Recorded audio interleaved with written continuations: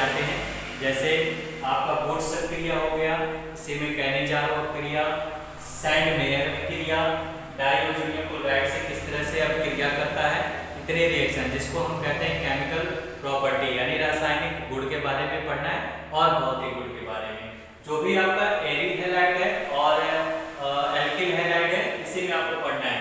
Woods क्रिया में common चीज जैसे जो टिप्पणी होता है आपका स्मिथ क्रिया क्या हो गया, वुड्स क्रिया क्या हो गया, कोल्बे स्मिथ क्रिया क्या हो गया, ठीक, रायमार्टिनर क्रिया क्या होता है, ग्रिग्नॉड केर्मन हो गया, ठीक। इस तरह के क्वेश्चन जो होते हैं ये 2-2 नंबर के आपके क्वेश्चन एग्जाम में रखे जाते हैं। वुड्स क्रिया केवल अभी हम पढ़ेंगे एल्किल हैलाइड, यानी जब एल्किल हैलाइड सोडियम धातु से क्रिया करता है तो आपका बनता है एल्केन, ठीक। यहाँ मेथिल हैलाइड क्रिया करेगा तो हमने बताया था कि हैलाइड जब भी आ जाएगा तो X का मतलब वहां पर क्लोरीन, ब्रोमीन, आयोडीन, फ्लोरीन, इन तीनों में से किसी से भी आप रिएक्शन करा सकते हैं। तो यहाँ पर कहा गया मेथिल हैलाइड, तो मेथिल और एल्किल हैलाइड का मतलब क्या था कि जब भी किसी एल्केन परमाणु से, हमने बताया था कि एल्केन परमाणु से जब एक हाइड्रोजन प्रतिस्थापित होता है तो वो बन जाता है एल्किल बन जाता है। जैसे CH4 एल्केन ग्रुप हो गया, इस एल्केन ग्रुप से एक हाइड्रोजन विस्थापित होगा, ये बदल जाएगा CH3 में, जिसको हम मेथिल कहेंगे, ठीक। यानी मेथेन से मेथिल बन गया, एथेन से एथिल बन गया। अब यहाँ पर क्या है X, तो X का मतलब यहाँ पर हैलाइड, हैलोजन ग्रुप का कोई भी एक एलिमेंट आप फ्लोरीन, ब्रोमीन, आयोडीन तीनों में से किसी एक को रख सकते हैं। तो सपोज दैट हमने यहाँ पर अगर X की जगह रख दिया यहाँ पर फ्लोरीन, तो यहाँ पर X की जगह क्लोरीन हो जाएगा। अगर आपने यहाँ ब्रोमीन रख दिया तो यहाँ पर ब्रोमीन हो जाएगा। अगर यहाँ आयोडीन रखेंगे तो आयोडीन हो जाएगा। अगर फ्लोरीन रखेंगे तो यहाँ पर फ्लोरीन हो जाएगा। इस तरह से यहाँ पर ये करना है। तो एथिल ब्रोमाइड, तो यहाँ मेथिल ब्रोमाइड, तो यहाँ जब हम Cl रखेंगे तो मेथिल क्लोराइड हो जाएगा। सोडियम धातु से क्रिया करेगा, उपस्थिति शुष्क ईथर की उपस्थिति में जब मेथिल क्लोराइड सोडियम धातु से क्रिया करेगा तो एथेन का निर्माण होता है और आपका सोडियम क्लोराइड एक लवण प्राप्त हो जाता है। अगर यही मेथिल क्लोराइड की जगह मेथिल ब्रोमाइड होगा तो वह सोडियम धातु से क्रिया करके एल्केन तो बनाएगा ही, यानी एथेन बनाएगा, बस यहाँ आपका चेंज हो जाएगा, सोडियम ब्रोमाइड हो जाएगा। क्लियर। सैंड मेयर क्रिया, इससे भी टिप्पणी पूछा जाता है। सैंड मेयर क्रिया क्या है, देखिए ये जो आपके डाईएजो लवण होते हैं, डाईएजो लवण जो है उससे क्या होता है, डाईएजोनियम क्लोराइड से वो अलग होते हैं। तो डाईएजोनियम क्लोराइड, ये जो वलय यानी षट्भुज बनाया गया जिसमें 6 भुजा होती है, ये आपको बेंजीन वलय को दर्शाता है। आप अगर बेंजीन लिखना चाहते हैं तो C6H5 भी लिख सकते, C6H6 भी लिख सकते हैं, और उससे जब एक हाइड्रोजन निकलता है उसी की जगह कोई एलिमेंट आपका जुड़ जाता है। ये हो गया आपका डाईएजोनियम लवण से जब डाईएजो आपका अलग होता है। डाईएजो का मतलब ये होगा कि जैसे मान लीजिए क्लोराइड हो गया, ब्रोमाइड हो गया, साइनाइड हो गया, Cl, Br और Cl तीनों जब इससे अलग होते हैं तो वो एरिल हैलाइड में बदल जाता है। जैसे यहाँ पर डाईएजोनियम क्लोराइड, यहाँ सोडियम के ऊपर पॉजिटिव चार्ज और क्लोरीन के ऊपर नेगेटिव चार्ज। डाईएजो का मतलब ये हुआ क्लोरीन भी नेगेटिव, ब्रोमीन भी नेगेटिव और साइनाइड भी नेगेटिव। यही चीजें इनसे अलग होती हैं। किसकी उपस्थिति में क्रिया कराई जाती है, क्यूप्रस क्लोराइड की। क्यूप्रस क्लोराइड की उपस्थिति में जब ये क्रिया कराई जाती है इसके साथ डाईएजोनियम क्लोराइड के साथ, तो यहाँ पे डाईएजो जो होते हैं वो अलग हो जाते हैं। तो आपका इस तरह से यानी कि बेंजीन क्लोराइड बनेगा, बेंजीन ब्रोमाइड बनेगा, यहाँ बेंजीन साइनाइड बनेगा, और सबसे नाइट्रोजन गैस जो होती है वो मुक्त हो जाती है। इस प्रकार की क्रिया को हम सैंड मेयर अभिक्रिया कहते हैं। पहचान केवल ये है कि सैंड मेयर अभिक्रिया कर दिया, इसका मतलब आपको क्यूप्रस क्लोराइड की उपस्थिति में अभिक्रिया कराना है।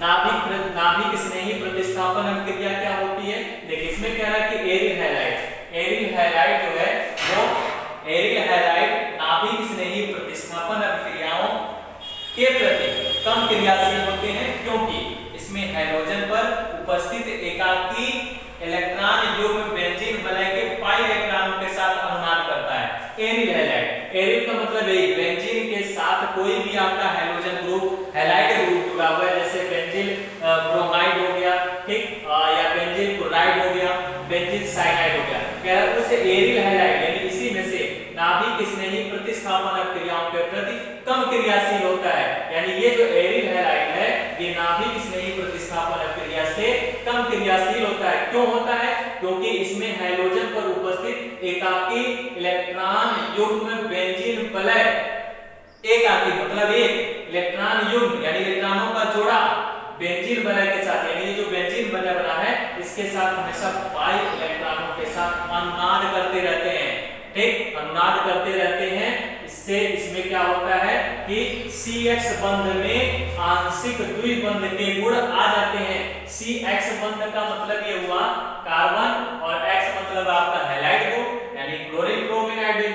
इसमें क्या होता है आंशिक रूप से, मतलब सिंगल बॉन्ड था डबल बॉन्ड आ जाएगा, तो आंशिक रूप से द्विबंध का जब गुण आ जाता है तो इस बंध को तोड़ना बहुत कठिन हो जाता है। यानी सिंगल बॉन्ड से जब डबल बॉन्ड हो जाएगा तो इसको तोड़ना कठिन होता है। क्यों हो जाता है? क्योंकि मान लीजिए अकेला आदमी है तो उसको तो हराना आसान है, लेकिन अब एक से जब ज्यादा हो जाएंगे तो एक आदमी उसको हरा नहीं पाएगा। इसलिए सिंगल बॉन्ड से जब डबल बॉन्ड हो जाता है इस बंध को तोड़ना बहुत कठिन हो जाता है। और जब एरिल हैलाइड का हैलोजन परमाणु, एरिल हैलाइड का हैलोजन परमाणु किसी अन्य नाभिक राज्य के द्वारा प्रतिस्थापित होता है तो इस अभिक्रिया को नाभिक प्रतिस्थापन अभिक्रिया कहते हैं। देखिए इसी में आपको IUPAC नाम, तो IUPAC नाम इसी के बाद आपको बताया जाएगा।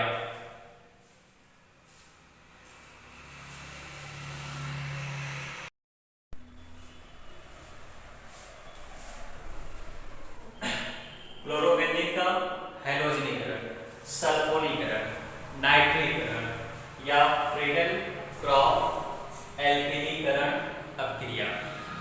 क्लोरोबेंजीन का हैलोजनीकरण यानी जब क्लोरोबेंजीन क्लोरीन से अभिक्रिया करेगा तो देखिए यहाँ पर दो क्लोरीन है और ये बेंजीन बना है, इसका जब आप IUPAC नाम लिखेंगे यहाँ दो क्लोरीन है, किस नंबर पे अंकन बहुत जरूरी होता है।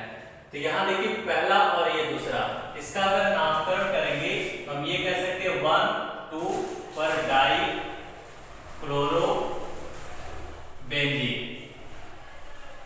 ठीक। अब यहाँ देखिए 1 2 3 4 पर है तो ये 4 पर हो जाएगा, नाम वही रहेगा डाइक्लोरो बेंजीन, ठीक। केवल आपका क्या होता है अंकन बदल जाता है कि कौन सा किस नंबर पर आ रहा है वही ध्यान देना है। तो क्लोरोबेंजीन का हैलोजनीकरण यानी क्लोरोबेंजीन हैलोजनी का मतलब हैलोजन परमाणु से क्रिया करेगा तो क्या बनेगा, तो क्लोरीन से क्रिया कर रहा है, उपस्थिति किसकी उपस्थिति, आयरन का या फेरस क्लोराइड का या सिल्वर क्लोराइड, फेरस क्लोराइड या सिल्वर क्लोराइड की उपस्थिति में क्लोरोबेंजीन क्लोरीन से अभिक्रिया करके डाइक्लोरोबेंजीन बनाता है, ठीक। यहाँ पर रिएक्शन को बदला गया है, यहाँ दूसरे नंबर पे, यहाँ पर हमने चौथे नंबर पे क्लोरीन को लगा दिया है, तो 1 4 डाइक्लोरोबेंजीन, इसको 1 2 डाइक्लोरोबेंजीन कहेंगे। सल्फोनीकरण में क्या होता है कि सल्फोनीकरण में आप सल्फ्यूरिक अम्ल से अभिक्रिया कराएंगे, सल्फोनिक उसी क्लोरोबेंजीन का, क्लोरोबेंजीन की अभिक्रिया जब सल्फ्यूरिक अम्ल यानी H2SO4 से होगी तो उसको जब हम गर्म करेंगे सल्फ्यूरिक अम्ल के साथ तो क्या बनता है सल्फोनिक अम्ल SO3H, सल्फोनिक अम्ल यानी क्लोरोबेंजीन सल्फोनिक अम्ल बनता है। यहाँ पर भी वही चीज है, यहाँ इसका नामकरण करेंगे तो पहले पे क्लोरीन है यानी क्लोरो और दूसरे नंबर पे आपका सल्फोनिक है, यानी 1 पे क्लोरोबेंजीन और दूसरे नंबर पे सल्फोनिक एसिड हो जाएगा। यहाँ पर 1 2 3 4 चौथे नंबर पे सल्फोनिक एसिड को लगा दिया गया है।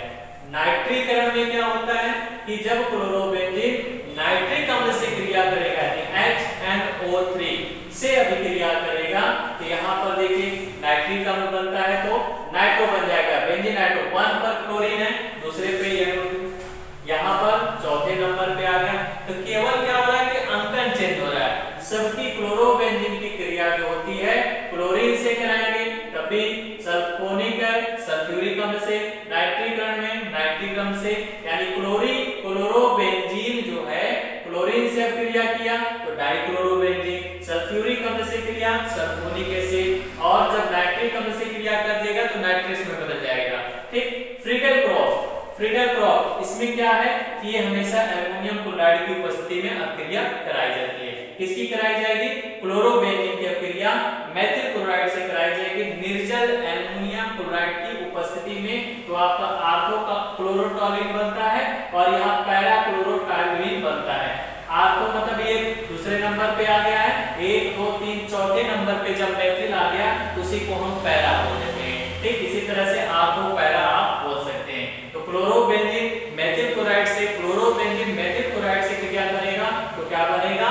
आर्थो क्लोरोटॉल्यून और क्या बनेगा? पैरा क्लोरोटॉल्यून। थोड़ा सा इसमें फ्रेयान के बारे में जान लेते हैं कि फ्रेयान क्या है। कभी कभी एक नंबर का ये भी पूछ लेता है कि फ्रेयान क्या है, इसका उपयोग लिखिए। तो देखिए फ्रेयान क्या होता है कि मीथेन एथेन के क्लोरोफ्लोरोव्युत्पन्न से उत्पन्न होते हैं। ठीक, यानी फ्रेयान गैस जो है ये मीथेन और एथेन के क्लोरोफ्लोरो के व्युत्पन्न को यानी उसके उल्टे को या प्रतिलोम को हम फ्रेयान कहते हैं। ठीक, इसका उपयोग प्रशीतक यानी ठंडा करने में इसका उपयोग होता है। एरोसॉल प्रोडोक यानी वायुयान में इसका, जहाजों में, रॉकेट में इसका यूज किया जाता है। फोम बनाने में भी इसका यूज किया जाता है। पहले क्या होता था? शीतल फ्रेयान के रूप में ये यूज किया जाता था। आजकल रेफ्रिजरेटर में जो है गैस यूज किया जाता है वो भी शीतलक का ही काम करता है। ऐसे में यूज किया जाता है वो भी शीतलक का काम करता है। तो इससे क्या होता है कि जब क्लोरोफ्लोरो निकलता था कार्बन तो हमारे एनवायरनमेंट को प्रदूषित कर देता था। हमारे पृथ्वी के चारों तरफ जो है वो ओजोन का लेयर है। तो जब ये फ्रेयान गैस की मात्रा बढ़ जाती है या सीएफसी की मात्रा जब बढ़ जाती है पर्यावरण में तो ओजोन परत का क्या होता है? क्षरण होने लगता है। ठीक, ओजोन परत का जब क्षरण होने लगेगा तो सूर्य की प्रकाश की किरणें हमारे धरती पर जब डायरेक्ट पड़ने लगेंगी, जब ओजोन का क्षरण हो जाएगा तो सभी जीव जंतुओं को नुकसान पहुंचेगा। और किसी जीव जंतु के ऊपर डायरेक्ट अगर यूवी किरणें पड़ती हैं तो उसे कैंसर नामक रोग भी हो जाता है। इसीलिए ओजोन का धीरे धीरे इसी प्रकार क्षरण होता चला जा रहा है। अगर इन चीजों पर हम प्रतिबंध लगा दें तो प्रतिबंध लगाने से क्या होगा? ओजोन का क्षरण होना रुक जाएगा। इसलिए फ्रेयान गैस जो है हानिकारक भी है। इसके लिए हमारे पृथ्वी के ओजोन लेयर के लिए सबसे हानिकारक पाया जाता है। इसी तरह से सीएफसी गैस भी आपके लिए हानिकारक